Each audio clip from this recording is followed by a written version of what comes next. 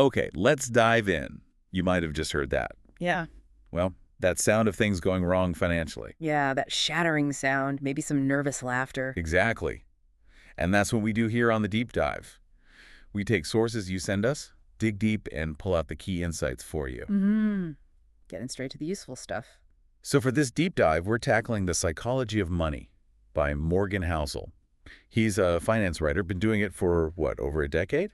Yeah, and importantly, he started right around the 2008 crisis.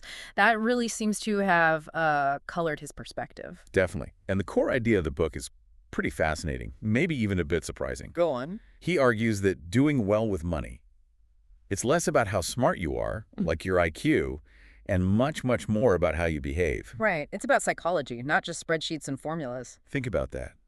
For you, the learner, listening in, we get hit with all this complex advice. Charts, predictions, strategy. But Housel's saying, hold on, the foundation is really our own psychology, our relationship with money. Which explains a lot, actually. Why brilliant people sometimes make, well, terrible money mistakes. And also how, regular folks can end up building serious wealth over time.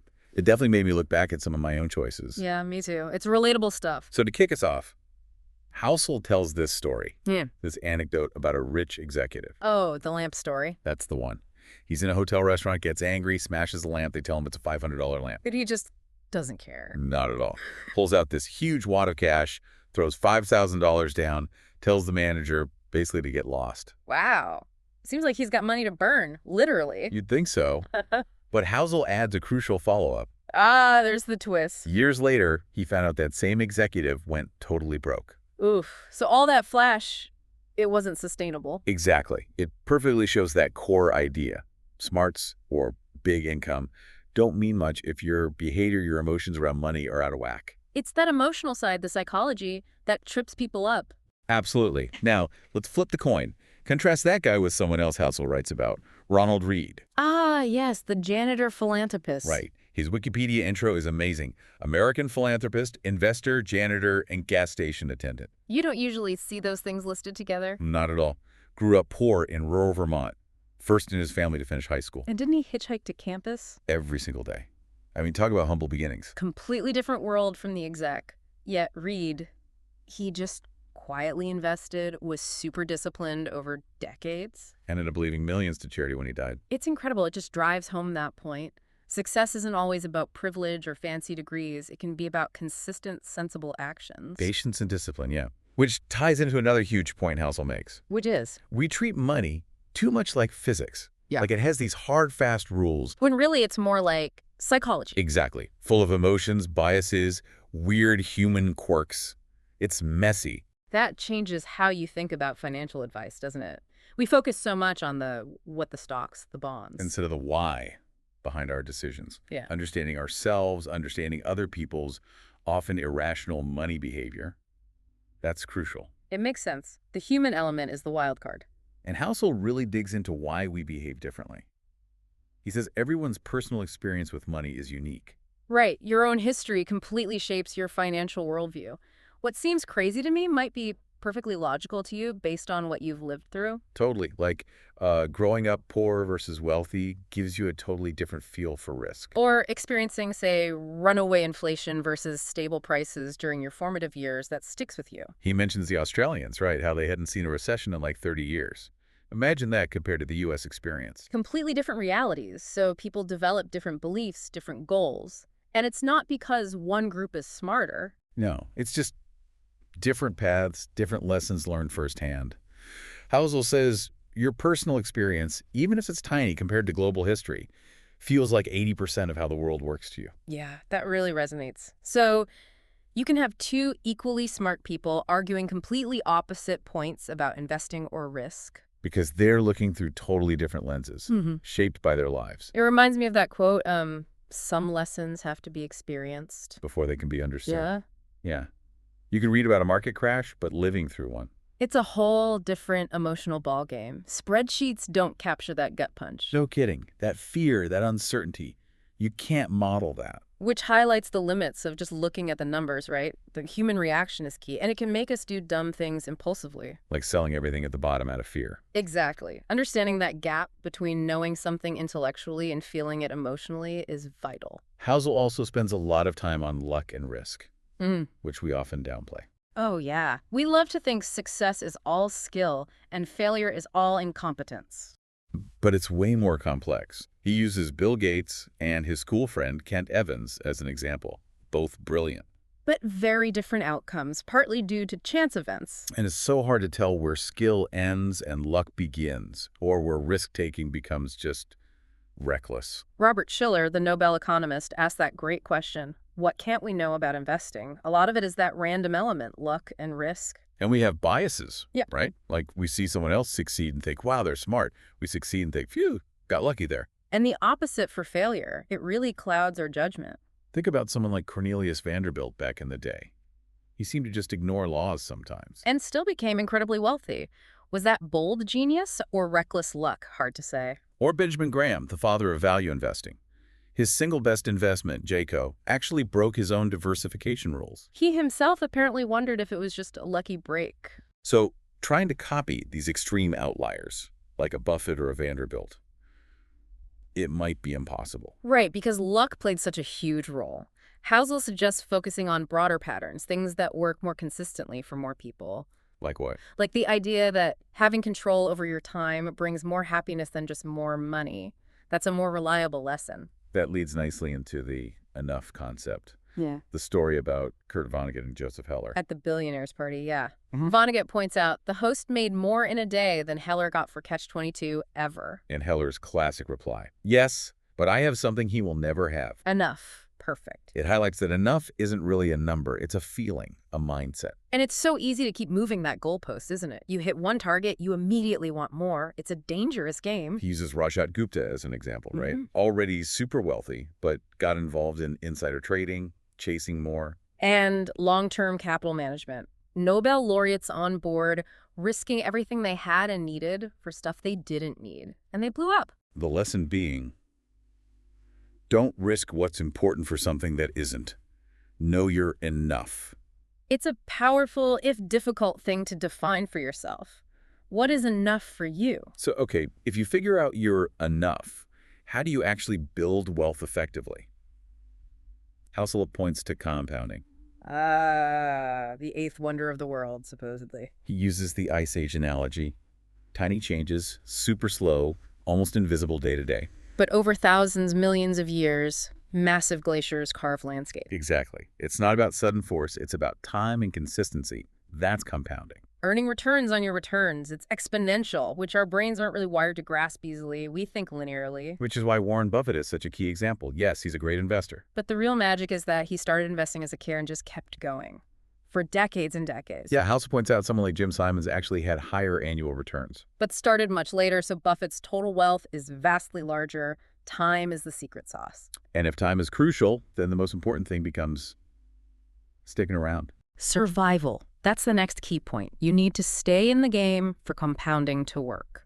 He mentions a surprising stat, like 40% of public companies eventually lose most of their value. Yeah, creative destruction is real, so your investments need to endure the downturns, the crises. Michael Moritz from Sequoia Capital, a VC firm, apparently said their biggest fear is just going out of business. Survival first. It makes sense. Even having cash reserves, which might seem low return. Their real value is preventing you from being forced to sell your good investments when the market tanks.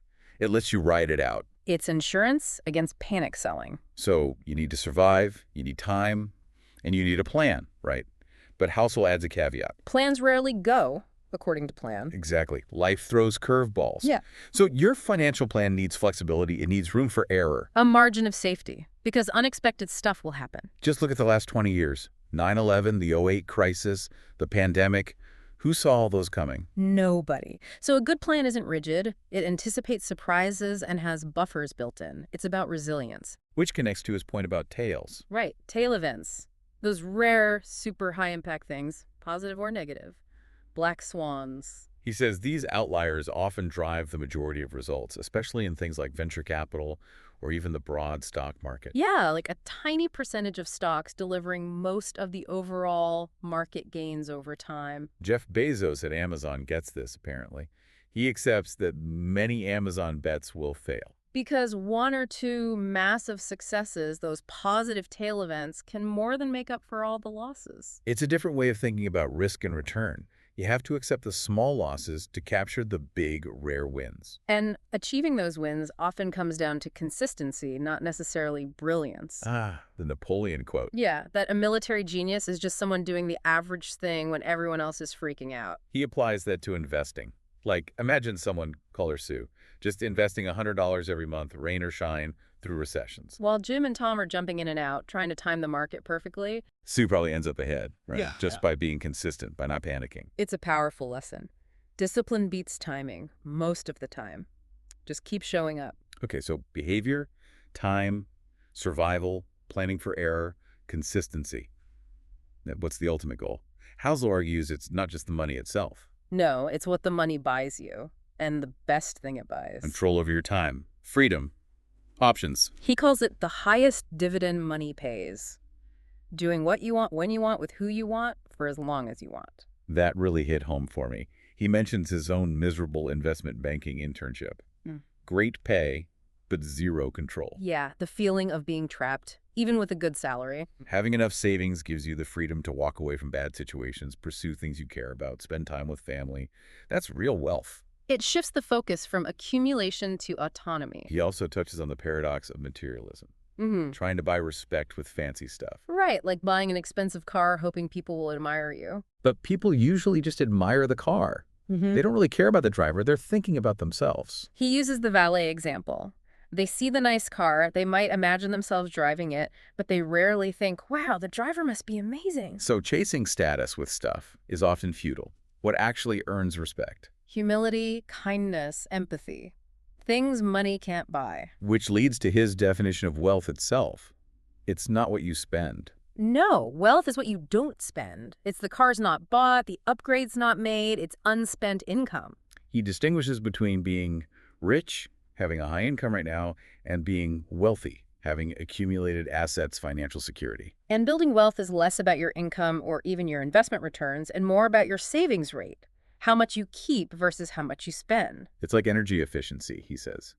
Reducing your needs can be just as effective as increasing your income. And saving doesn't always need a specific goal, like a house or retirement. Saving just for saving's sake. It gives you that buffer, that flexibility, that control over time we talked about. It's a hedge against life's inevitable surprises. Now, all this talk about behavior, Housel acknowledges that we're not perfectly rational. Thank goodness. We're human, not spreadsheets. Exactly. So sometimes what seems irrational financially might actually be quite reasonable from a human perspective. He gives that wild example of fever therapy for syphilis back in the day. Logically nuts, injecting malaria. But people were desperate, and it sometimes worked, so it seemed reasonable to them at the time, despite the risks. It shows that tolerability matters. What can people actually live with? He even mentions Harry Markowitz, Nobel Prize winner for portfolio theory. Yeah, what about him? When investing his own money, initially he just did a simple 50-50 stock bond split. Not because his model said so, But why then? to minimize future regret. It felt reasonable, emotionally balanced, even if not mathematically optimal. That's interesting. So things like slightly overweighting your home country stocks or owning a few individual stocks for fun. Might not be purely rational, but if it helps you sleep at night or stay invested long term, it could be perfectly reasonable. But while acknowledging psychology, he also warns against relying too much on the past. Ah, the trap of historical determinism, thinking the future will look exactly like the past. Right. Especially in finance, things change. Innovation happens. Structures evolve. Historians aren't prophets. Think about things like 401ks or the whole venture capital industry. They're relatively new.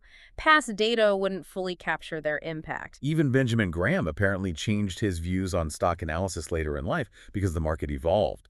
What worked before wasn't working the same way. So you need humility. You need to accept that the world changes and the future might surprise you. Which brings us back to that idea of room for error. Yes, margin of safety. It's crucial because the world is surprising. He uses a blackjack analogy.